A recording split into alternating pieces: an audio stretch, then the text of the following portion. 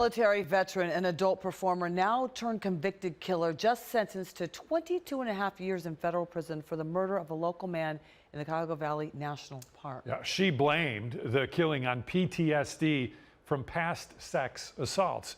Investigator Sarah Goldenberg has been covering this case from the very beginning and now has the latest from court. Chelsea Perkins apologized to the victim's family, saying, quote, "I take full responsibility for what I've done." Meanwhile, the family of Matthew Dunmire, who Chelsea shot in the head and left to die alone in the national park, tells me they believe she got off easy. There's no real way to put value on a human life, the judge said during a 3-hour sentencing hearing at federal court, where no cameras are allowed in the courtroom. Back in May, Chelsea Perkins, now 35 years old, pleaded guilty to a second-degree murder charge and using a gun in the murder of Matthew Dunmire.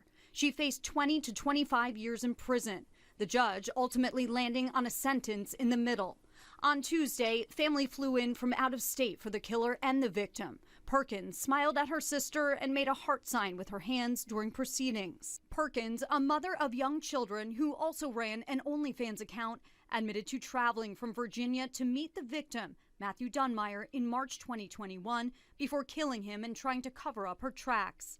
The two previously knew each other, and she had accused him of rape a few years earlier, but no charges were ever filed. Revenge, her motive, prosecutors said, for Dunmire's murder.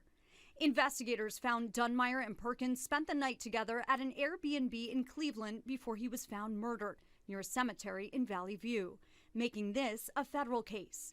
According to the FBI and prosecutors, she left an evidence trail behind, including turnpike records of her driving her husband's car and records showing she got this tattoo, a noose with the words "Tighten Up" in Michigan, the same day she murdered Dunmire. Dunmire, an aspiring musician and father, was 31 years old. Perkins addressed his family in court, saying she's really sorry for what happened. Matthew's father said, "My son was a good person too, and now his children have no father."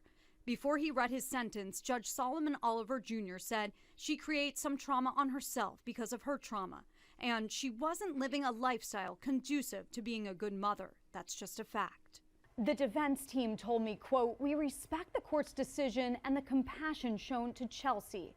They asked the judge for her to serve time in a federal prison in West Virginia closer to her family, and the judge agreed to the recommendation.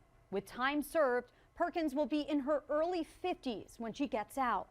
Meanwhile, Matthew Dunmire's uncle says his family got a life sentence without him.